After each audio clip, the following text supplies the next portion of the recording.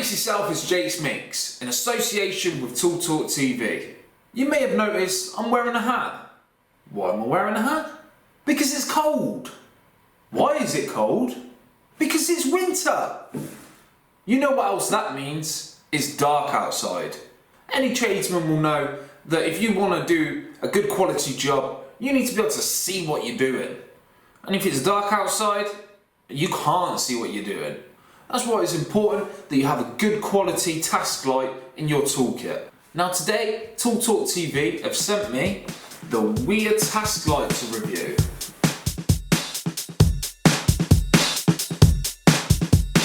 Okay, let's open it up and see what it's about.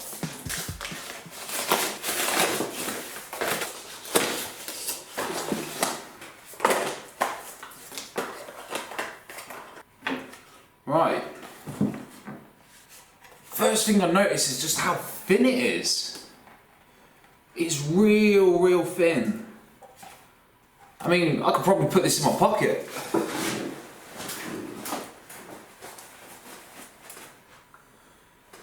Easily.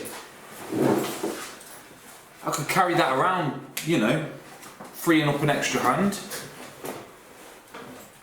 It's got these strengthening bars either side as well. You know, it looks like it's well made. On the back we've got the on button and also the bit where you charge it. And you've got this stand here which can prop it up to give it a sort of an angle. And also on the back of the stand we've got these 3 magnets. So if there's something metal nearby, you can easily attach it. Just try attaching it to my radiator. Yeah.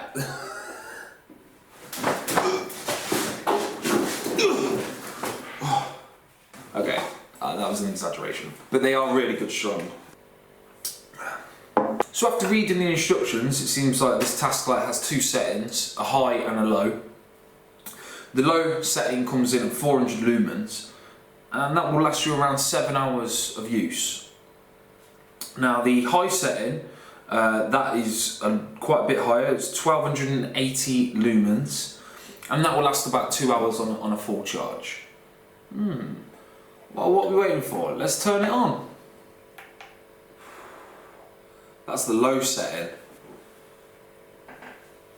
And it's quite bright. And now the high setting. Whoa! Good job I've got my shades. Wow, that is seriously bright. It's about 7 o'clock in the morning at the moment, so let's take it outside and see what it looks like in the darkness. Alright, just heading out to the back door. Oh Jesus. It is pitch black out here at the moment. Don't know if you can see much. It was dark. You can just about see the moon. Wow, that's on high intensity.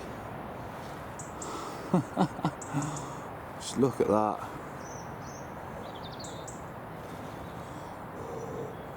And let's turn it off. You obviously can't see nothing. Then we've got low intensity, still pretty good, still got good visibility, and then full brightness.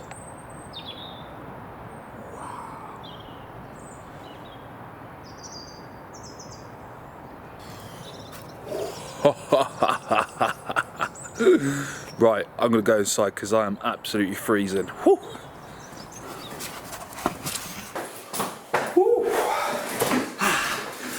Cold out there. Woo. Hot. Right, so what else have we got then? And it's that time again. Time to read the instructions. And upon reading, I've learned that the task light is meant to be drop proof up to 2.1 meters. Dust proof.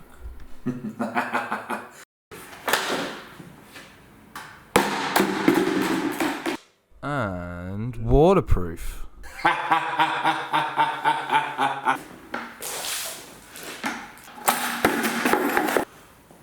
And the task light looks like it survived. Still working though. Good. Right, let's give it a clean.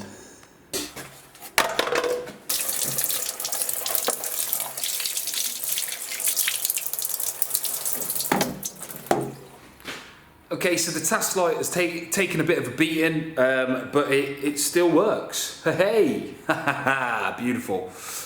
So the next step is I'm gonna fully charge it up, and then I'm gonna let it run out and see if the battery time is what Wiha claims it to be. So we're gonna do that twice. We're gonna do it once for the low setting and once for the high setting. So we're expecting hopefully the low setting to last 7 hours and the high setting to last 2 hours. So we've got it set up in my bedroom at 12:40. Right, 12:41 if you want to be precise, which I don't. So we'll call it 12:40. Definitely need some sort of background music. So it managed to last until 3:06, so about 2 hours and 25 minutes. And now we're set up in my unit. This one's a little bit longer, so I've managed to find some of that background music.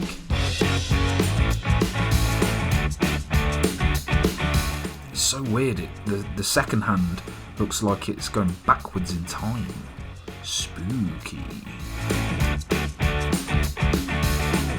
had to change the memory card 3 times to get all this footage. What? So I turned on the work light at about 7 o'clock in the morning, and it went off just after 3 o'clock in the afternoon. So getting about 8 hours of usage out of that. Right, so that's the initial testing done. So now let's take it into the workplace and see how the Wiha task light performs. Okay, so my first job was a consumer unit replacement, and the task light coming into good use there. I've got it on the higher setting here, but to be honest, because I was working in a small environment, I probably only needed the lower setting. But this is a good example to show you how the magnets and the angled bracket can help you adjust the work light to any sort of situation. It is dark in here. And here again, we can see we're getting full use out of the magnets. The fact that this task light is so light and the magnets are so strong just make it so great for attaching to any metal, steels. And you tend to come across this a lot in a lot of working environments. You'll see a lot of steels. So, you know, when you're doing this sort of work, you know, a lot of first fix, these lights are just going to be so useful. And here we have the apprentice, Scott, showing how to use this light. Scott, you're famous now.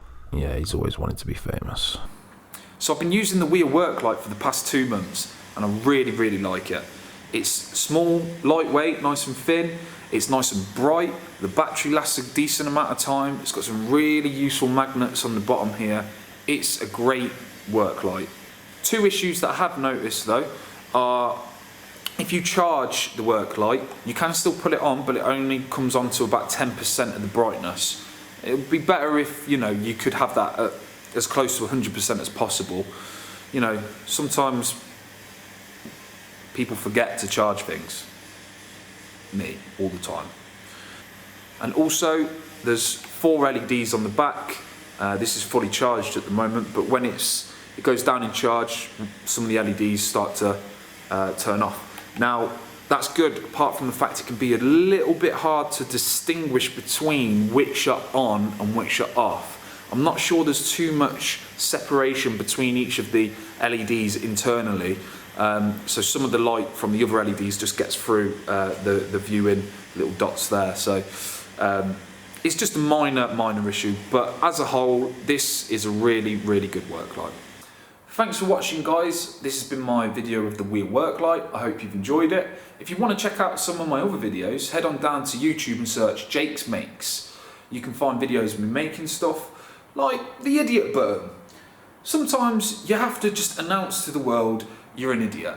You've done something stupid, everyone knows it, you know it, so you just need to accept it and just say, I'm an idiot. That's why it's important to have the idiot button nearby if possible. Idiot! Ah, of course, I know I'm an idiot. And again, thanks for watching. See you next time.